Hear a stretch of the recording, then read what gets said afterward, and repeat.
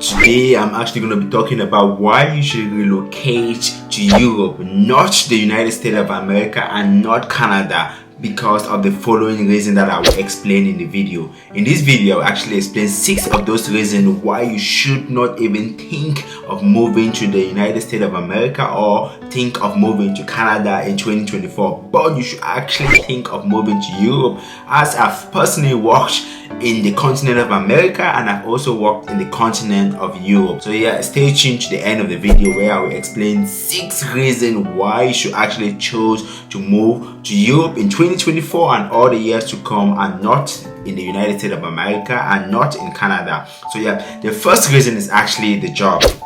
There's a lot of jobs in Europe, a lot of jobs in the continent of Europe, and a lot of jobs in the European Union in general. So it's better for anyone that's in the African continent or is in the Asian continent that want to move out of those continents to anywhere else. It's better for you to move to Europe instead of moving to the United States of America or the continent of America in general. Why? Because there's a lot of jobs in Europe, and in Europe, if you do get a job in the European Union, you can actually move and work in the other 26 nations that are found in the European Union.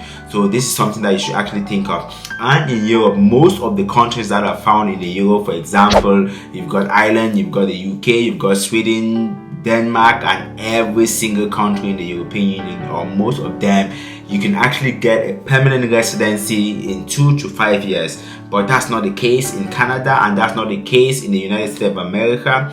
And most countries in Europe as well, it's easier to get a passport, that's to get a nationality in any country in Europe compared to the United States of America and compared to Canada. As I myself have got a passport, I've got an Irish nationality that only took me 5 years to get it. Some people, it actually take less than 5 years to get it, but it's not going to be the case if you want to move in the United States or if you want to move in Canada. The next point that I'm actually going to talk about today is free money. So yeah, if you're sick in Europe, if you're out of the job because of any illness, if you're pregnant, if you're a woman and you're pregnant, or if you just lost your job, you get free subsidies from the government and you get free money from the government. Most of this money comes out of the tax that you've been paying every single year.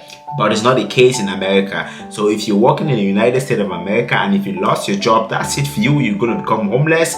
And if you don't have money to pay for your health insurance, that's it. You won't get any treatment. But that's not the case in Europe. In Europe, any country in Europe, or most of the countries in Europe, if you're sick, you go to the hospital. Even if you're an immigrant, they're going to take care of you first before anything else. If you've got your papers in any European country, if you lost your job, you're going to be getting a subsidies from the government. You're going to be getting a lot of help. You're going to be getting unemployment benefit, which isn't the case in the United States of America and some part of Canada. So the third reason actually that I'm going to talk about today is the education.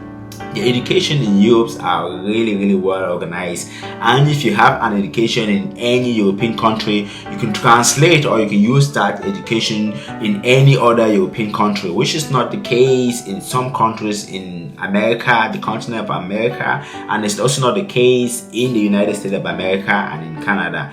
In Europe, if you've got a degree, you can use the degree literally anywhere in Europe, and even in some Asian countries and even in some American countries. But it's not the case if you've got a diploma or a degree in the United States of America. If you're coming to Europe, you have to translate those degrees. Some of them, not every single one of them, but some of them you have to do that, and same with Canada. So it's actually easy, and it's actually better for you to immigrate in Europe in 2024 instead of immigrating in America. The next reason is actually going to be the health. Healthcare in Europe is known to be one of the best in the world. Scandinavian countries like Finland, Denmark, Iceland, and a lot of other countries in the European Union and out of the European Union have one of the best healthcare you can think of. And if you live in any of those nations and you're sick, you just go to the hospital free of charge, which isn't the case in America. In America, if you're sick, as I said before, and you don't have a health insurance, that's it for you. There's nothing the government can do to you. There's nothing anyone can do to save you. You either pay for your health insurance, which have led to a lot of people being in debt because they can't afford to pay for everything. Their housing, their electricity bills, every single expenses that they have to pay after work.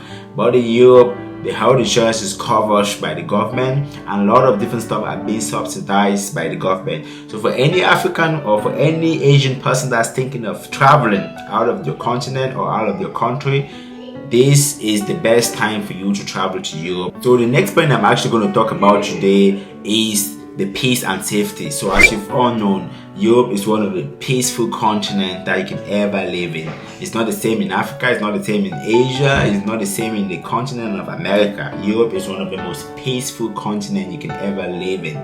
So I know at the moment there's some war happening in Europe, in countries like Ukraine and in countries like Russia, and Europe still stays one of the safest countries, a peaceful country. In America, everyone have guns.